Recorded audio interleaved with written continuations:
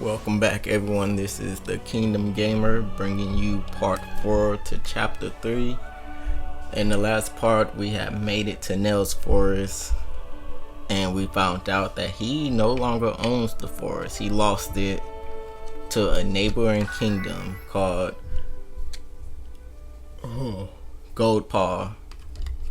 So now apparently we're about to head to that kingdom to try to get his forest back so we can ask Nell if we can get some wood from his forest, which I don't really understand. We can easily just go to ask the new owner of the forest if we can chop down some trees, but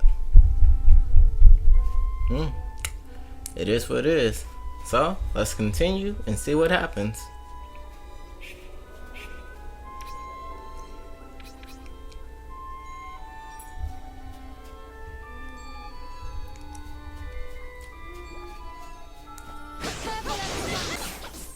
You know what, the best part is that I like it better when you're in certain places where it doesn't take you to a whole different scene to fight. Like when you're in the open world, when you run into an enemy, y'all get transported a small cut and you're in a different location more or less to fight. I'm like, to me that's just a lot of time, wasting time and whatnot. But I guess it does make sense since it's like a bird's eye view. But I'm like, it's not a gripe, but it is what it is. But I do like how there is a save point right there, and that would literally be like the best way to grind for that point, because you can attack most of the people and then run straight back, touch the save point, which will heal you and give you 4 mana, and then you can go back and the enemies quickly respawn. So that right there would be like a great spot to just grind up some XP.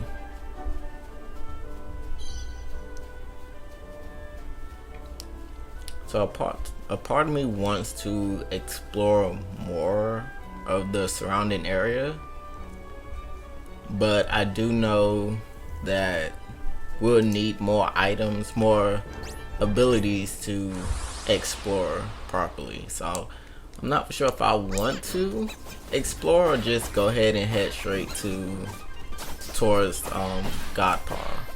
GoldPaw, my bad.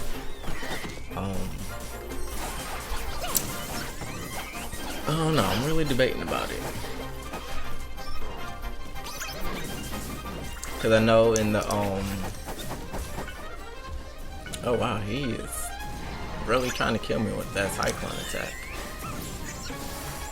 But yeah, I know like in the cavern where the sky pirates is at,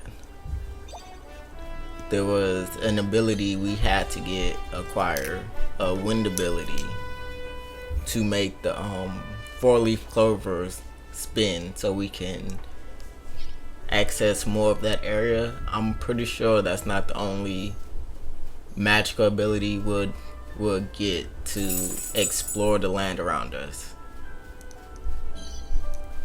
So part of me wants to wait so I can explore it all at once, and another part of me is like, we can go ahead and explore it now, so then we'll know where certain stuff is at, and then when we do get a certain item or ability, we can easily go back to where we know it's at.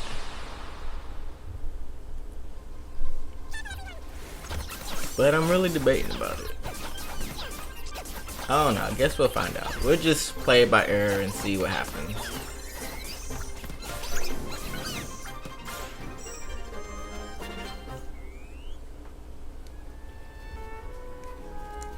So like right now I'm really just trying to make sure my 4 characters at a pretty even level. Like I don't want I don't want one of my characters to be too far behind in leveling scale. Like, you never know, there might be a section farther down in the game that you're just playing with a certain character that they have to be the leader that you have to play with. I'm not really for sure, but I do want to keep everybody at a certain level distance from each other.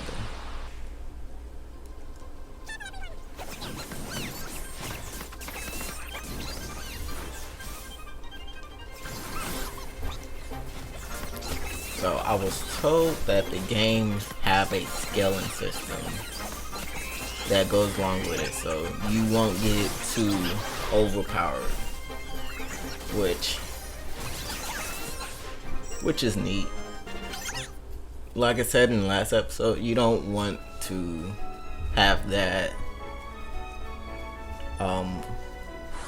that overpowered feeling.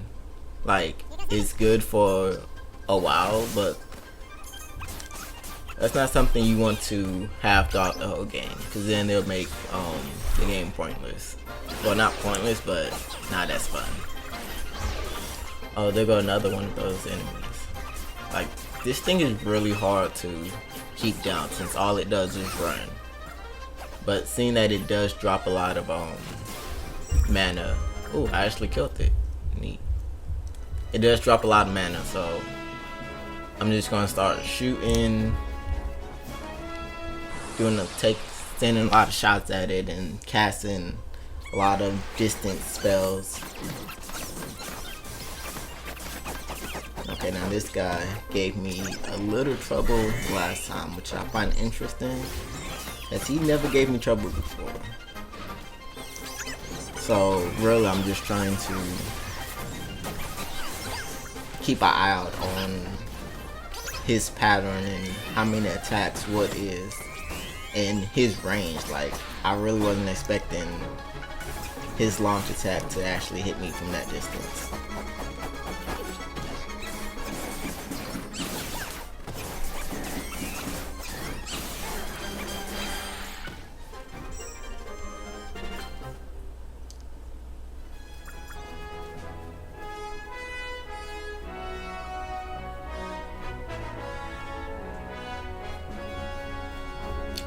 There is a lot of chests over here.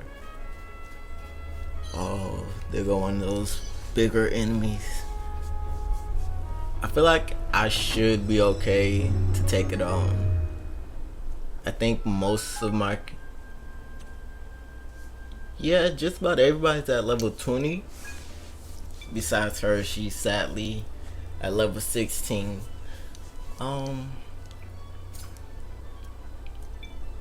Yeah, I'm like, it's only level 18 from what I saw. So if I add the right amount of armor,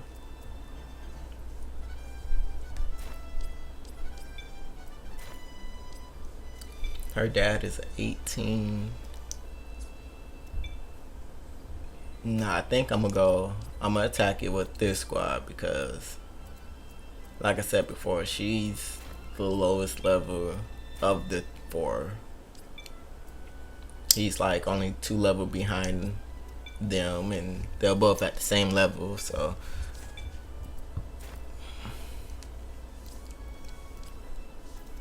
that would be like some good experience that she'll get from killing him. I feel like that he'll give more more XP since it's only him, but at the same time he's a tougher enemy than any of the other enemies that we fought. He's not the highest level, but he is the toughest, and seeing that he's alone, I feel like he should give out a lot more experience points than the smaller ones.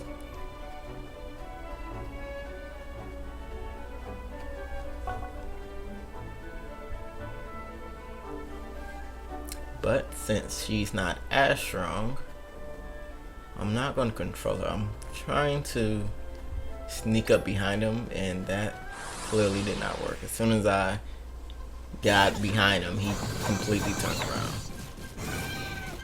Oh dear Jesus. That ground attack, his jump attack literally almost killed Evan with one hit. Like, I feel like I made a big mistake coming in.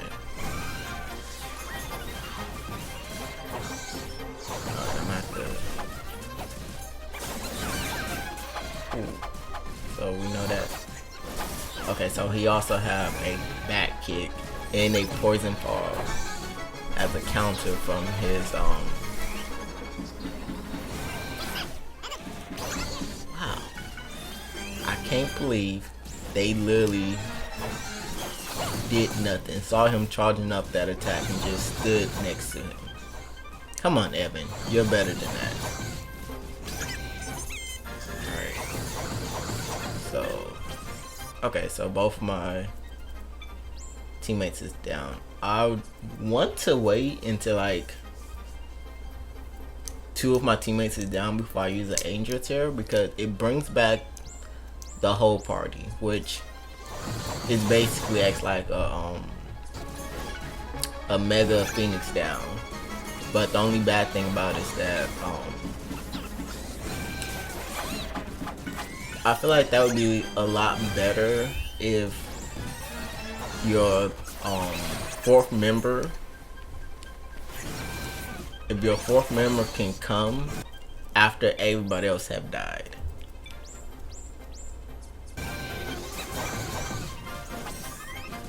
Cause I'm like, that would be a lot better. Like the party that you sent went, they fell in battle, and then your fourth member joins the field and fights. Therefore, you can use your Angel Terror to bring back all 3 of them. It just feels like a waste to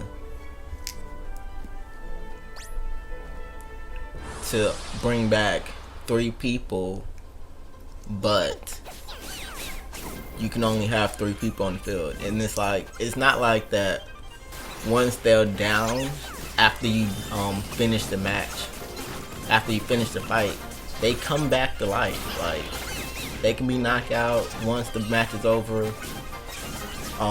They'll be fine. They'll be back at 1 HP. So it's not like, oh, they'll be down and you'll swap one out and then you can use it later to bring back 3 people. No, because they'll already be at 1 HP. It's completely pointless to have only 3 people in your party and an item that can bring back all 3 people. I just don't see the point of that. Like, it'll just be a lot better if the Angel Terror only brings back 1 person than to bring back your whole party, because your whole party's not gonna get down. Like, they might, but it's not like a auto Phoenix down, which as soon as all 3 of them down, it automatically brings all 3 of your party members back. It doesn't work like that. Or does it? You know what? Honestly, I don't know. I think the only time I've died was off camera when I was trying to figure out how to play. And I don't think I even had an Angel Terror. So I'm not sure. Maybe I'll try that out. I do know there was a dragon towards the beginning of the game that we saw, and I was curious to see how much damage I would deal. So it was like after I got done recording, I think it was like part 3 or 4. And I went up there and fought it just to see the difference between a high level enemy.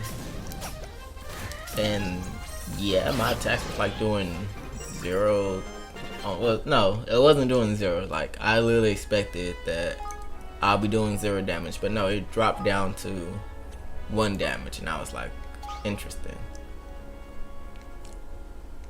So yeah, I'm not sure if I had an Angel Tear or not, but I feel like I should give that a try.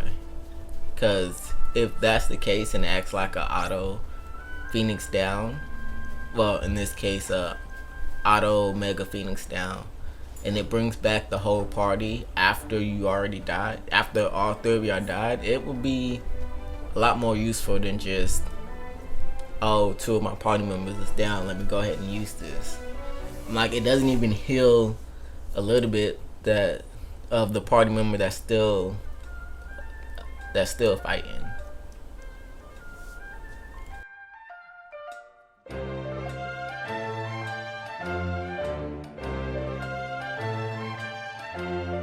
Oh my! Flippin' heck! En esto.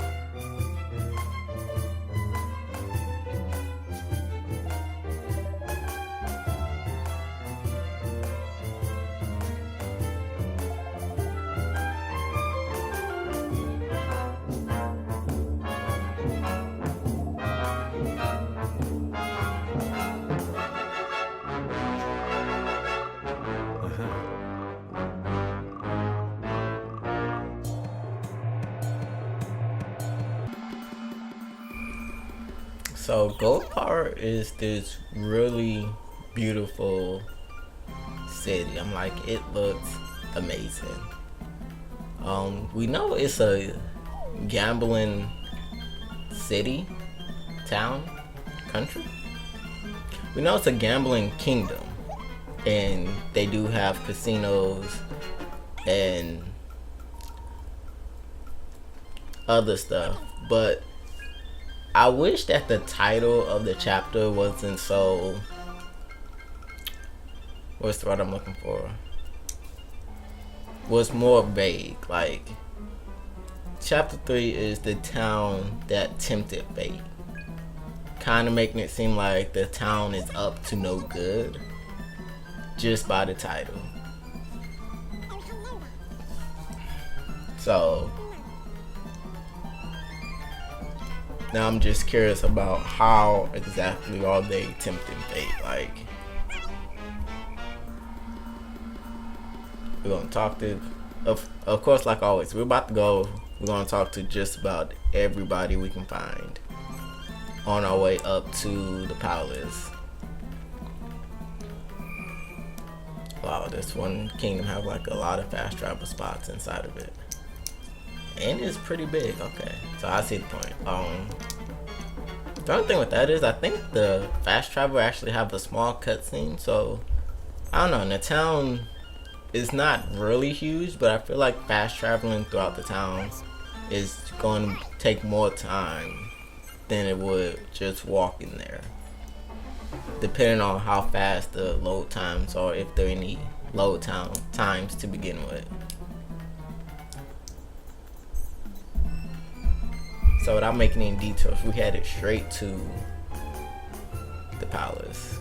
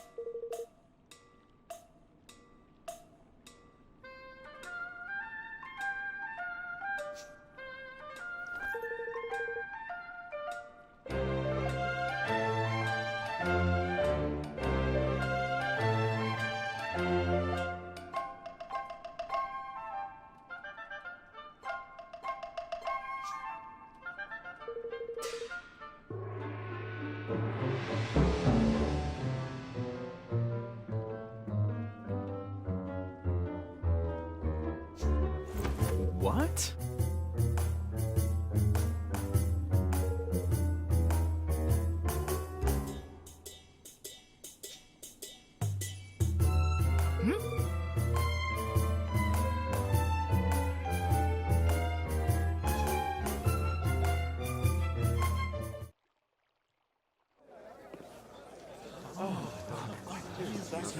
At last, it is time.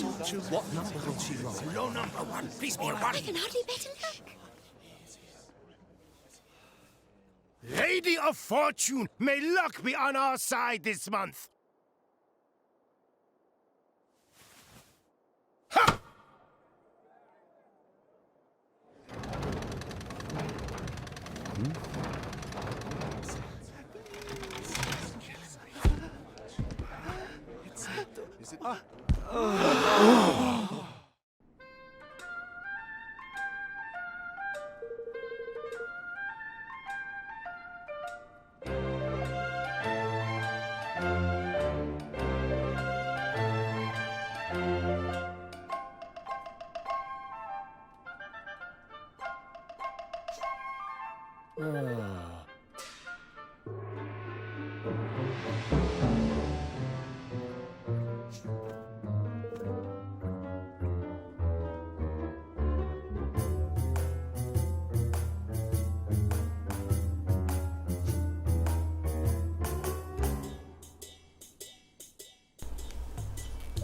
Okay, so basically the way they do their taxes is by rolling of a dice. Now, the statue, I'm gonna say now, forgive me if I'm wrong, but the statue looks like one of the Hindu goddesses, Oh, flipping heck. which I find very interesting. But like I said, I could be wrong. It could be a different goddess, but it does very similar picture a goddess that have 6 arms. I think she's like the goddess of war. I'm not for sure, but I just found that very interesting. Probably gonna look more into that with the next episode. But I don't know if any of them have ever rolled the dice before, but everybody can tell that was like highly cheating. It was literally about to fall. There was literally no balance for that to fold over to the 6. Like, no one noticed that the thing is really rigged. That is shocking. But okay, so this is like my only useful thing I found about the Leaf book. It gives more backstory to the world around us, which is interesting. So my thing is, I know he's cheating with these dice. I'm just trying to figure out how. Cause to me, it just would make more sense for if you was going to roll it back to 6. There was no need for it to look like it was about to roll away from 6. It could have just rolled, and before it landed on 6, it could have like the number right before 6, and then rolled onto 6, making it look a little bit more believable than, oh no, it's clearly about to roll off of 6, and somehow with no wind whatsoever forced itself back up. Just didn't make any sense. But you find this a lot in a lot of movies, shows, games, basically a whole bunch of different media, that the government is just bankrolling the people, and I find that so interesting. How is your city as like, how do y'all have as much money as y'all do if your citizens cannot afford to do anything? Like, they can't really pay for food or anything. If at best they'll be constantly in debt. They said that this is like the second or third time that taxes have been six-folded. Like, how low is taxes that you can times it by 6 multiple times and people can still afford to live there? Like, I understand you can be like, hey, they can give out loans, but you're loaning out your own money to people that can't afford to do anything. So you might loan them out money so they can go buy stuff, but you're basically just giving somebody else your money to go buy stuff. You're not making, because once that money rolls back around, you're not making anything. I'm like, granted, you can be like, oh, you're in debt, now you owe me, but if I can't afford to buy anything, there's nothing I can do. I'll just be in debt. I never understood the point of that. Like, how much are the citizens getting paid that they might be in debt, and then you go and can still afford to pay their bills, buy groceries, and slowly pay off your tax? And I'm like, again, this is like this at least the second time that they rigged the thing to roll a 6. Your citizens should be like almost poor, if not poor. I'm like, granted, you are a famous place for gambling, so you have outsiders coming in to come to the casino, pushing up revenue, but as far as your citizens, they really can't afford to do much. So unless you're being very lenient on them with taxes and whatnot, like, you're really not gonna have much of a kingdom. And especially that this is your main kingdom. It'd be one thing if like this was some land that you operate, but your kingdom is somewhere else. That is completely different than, oh, this is my land. There's no separate levels. It's just all one city, and everybody have to pay tax besides the people who directly work for me.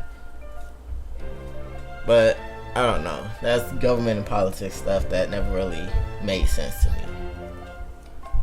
Alright, so now to see the leader, the king, I guess, we have to play this rolling game. And I feel like that he is also a cheater and got the game rigged. I'm like, he is part of the government. The government got stuff rigged. So I'm just trying to figure out how exactly are they rigging this. Because they could be trick dice. There are some dice that, regardless of how you roll it, it's going to automatically roll on a certain number. But giving us the choice to pick whether the number is going to be even or odd, how exactly are you going to roll it? Like, how are you going to rig it is interesting.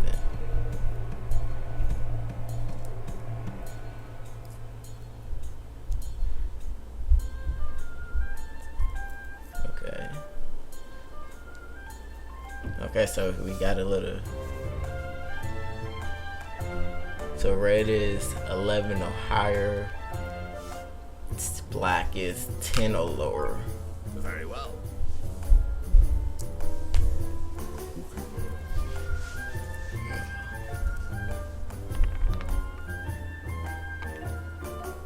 Really? A 1?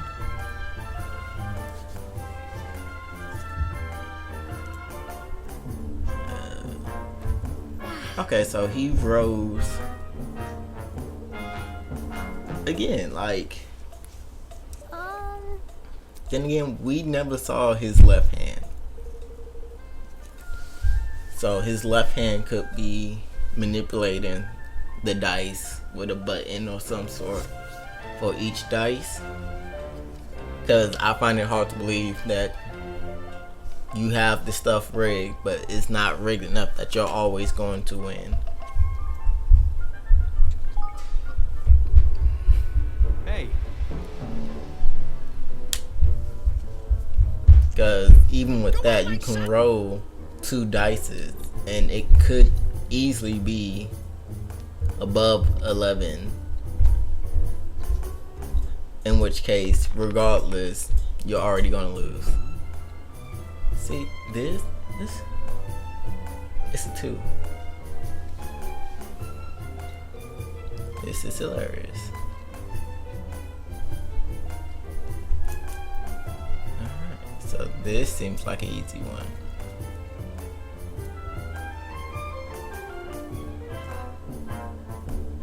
Wait, did he just change up the rules?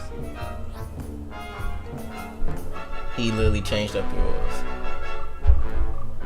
Red, only a 1, black would be 2 or above. Wow. Literally changed up the rules because he... Okay. Very well. So regardless whichever one I pick, he's going to make sure that it's going to be the opposite.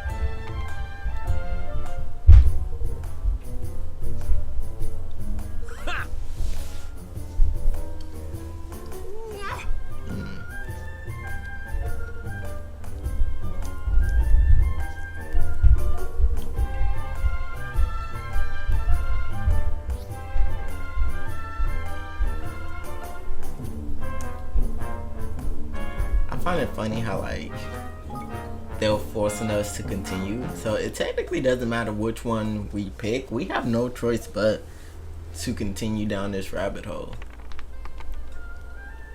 See, like I said, another one.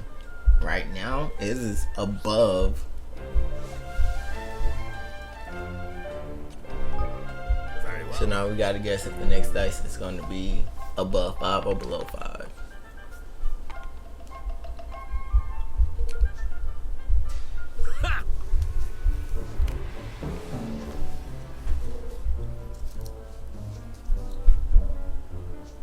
oh, come on! But... So I wonder if there's any like mini games like this that's not story based. Cause honestly, Snakes alive! did he just randomly charge us for losing? There was no mention that this was gonna cost us, and now what? That is so freaking cheap. He didn't say nothing about, oh, this is gonna cost you prior to us playing. He's gonna let us play and then like, oh yeah, you lost 3 times. Now you owe us 10 million? Whatever. They got the wrong one. They think I'm paying that off. After each loss. Like, I'm not obligated to pay you anything because you, as the instructor, did not inform anything about a cost.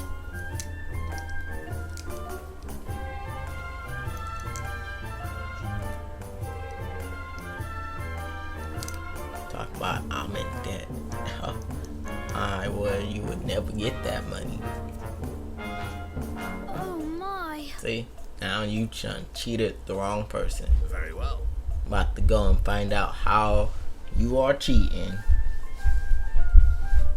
so I can break your whole economy.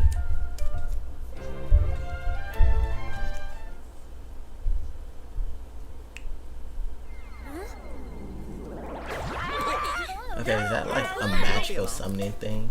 The creature will leave you when you're dead. Okay, why is it on top of my head?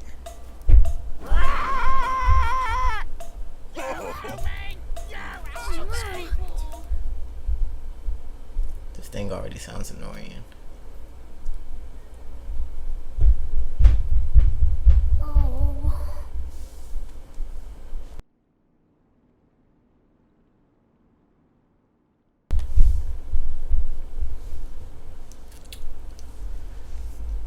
Alright, so now we're in debt with this annoying bird. I'm assuming it's an annoying magical bird, because he literally just summoned this out of everywhere. You know what? I really hate when games do that. Like, okay, so she's also in debt. Like, this better not be no case where after it been established, a whole bunch of people is now randomly in debt. We already ran through most of the town. We didn't see no one in debt. There better not be like a whole bunch of people randomly in debt now. Like, I expect better from this game. I'm really hoping it doesn't pull that off.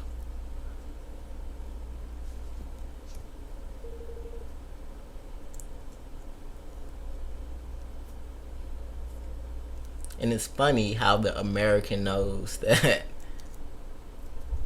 Okay, technically he's not American, but it's funny how the outsider knows.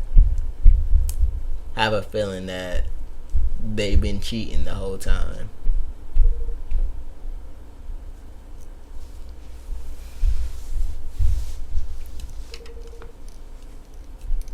But then again, he does got a point. If the casino is ran by the government, then it would make sense that a lot of the people that's at the casino is also cheating. You owe me! Oh my gosh, this bird, do not shut up. You yelling at us talking about we owe you is not going to help get you any money. Alright, so we're going to explore the rest of the city on the next episode. The original cut of this is already close to that 30-minute mark, so we're gonna save it and then find out how this cheating town is actually cheating. But thank you for watching. I appreciate it. Hope you enjoy. Please like, comment, and subscribe. This has been the Kingdom Gamer, and I'll see you next time.